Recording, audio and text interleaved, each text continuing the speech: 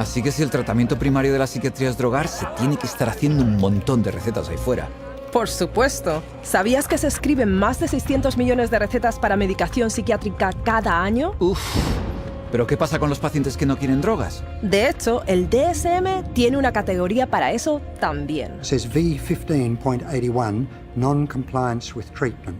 Now this category can be used when the focus of clinical attention is non-compliance with an important aspect of treatment for a mental disorder or a general medical condition. If you refuse treatment, then you probably are mentally ill, ipso facto, by that fact alone. Así que, si no haces lo que te dice un psiquiatra, ¿eso es un trastorno mental? Así es. Eso desde luego da miedo. ¿Y por qué no seguirían el tratamiento? Porque las drogas que los psiquiatras recetan pueden causar algunas reacciones físicas muy fuertes y graves. ¿Quieres decir efectos secundarios? Bueno, no exactamente. Drugs really don't have side effects. Drugs only have effects, and we arbitrarily differentiate those effects of the drug that we like, and we say these are the effects of the drug. And those that we don't like, those are the side effects.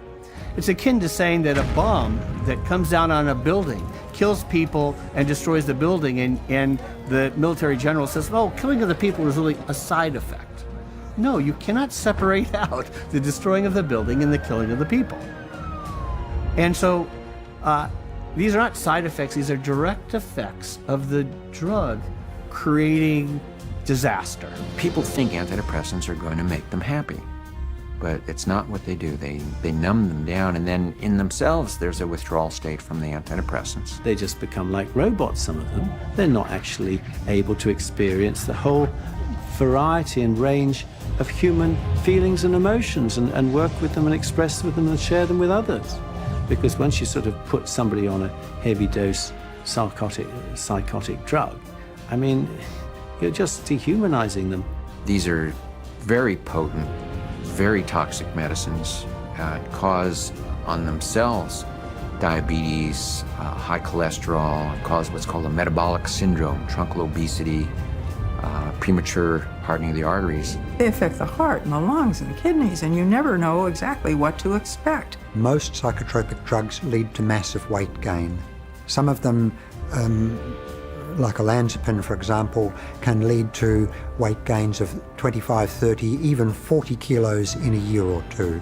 And that is serious. One of the side effects is it affects your sexual performance abilities. In people who are on a lot of medication, they're just totally unable to detoxify through their liver, and then other functions of the body shut down one by one. These drugs have on their labels may increase the risk of suicide and homicide in people who take them. Just like a carton of cigarettes test to say may be hazardous to your health. And there's cases where many people who commit suicide or commit acts of violence are on these medications, which definitely has this type of side effect. You look at the side effect profile is identical to what they're trying to treat, and in some cases worse, and especially in the instance of suicide, then you could see that it's an extremely treacherous area with very, very little actual science behind it.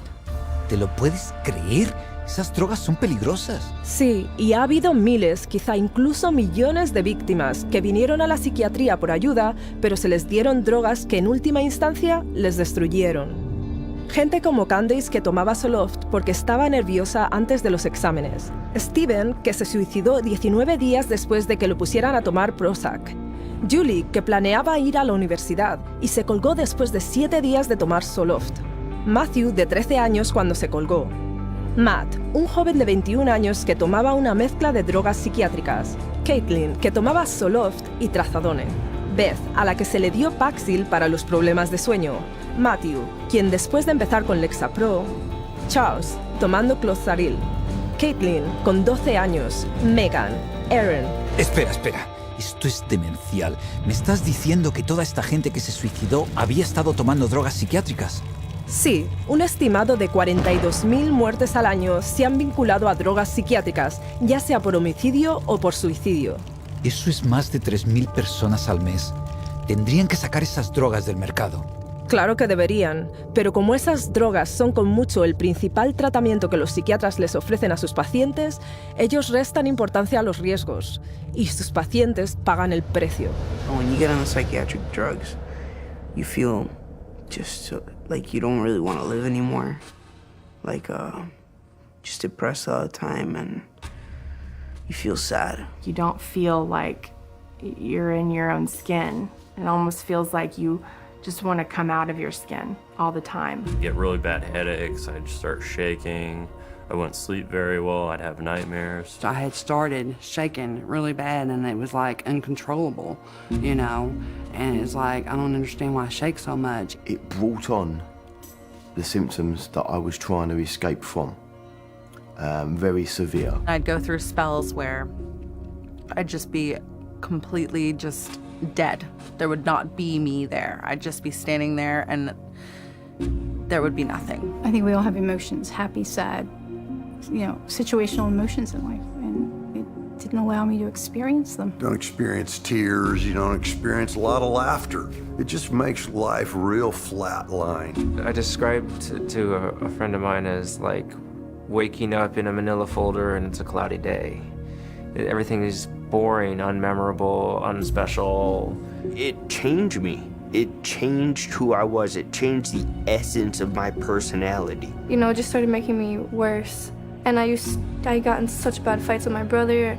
I scratched his face up and, stuff like that. I started to experience suicidal ideations almost immediately.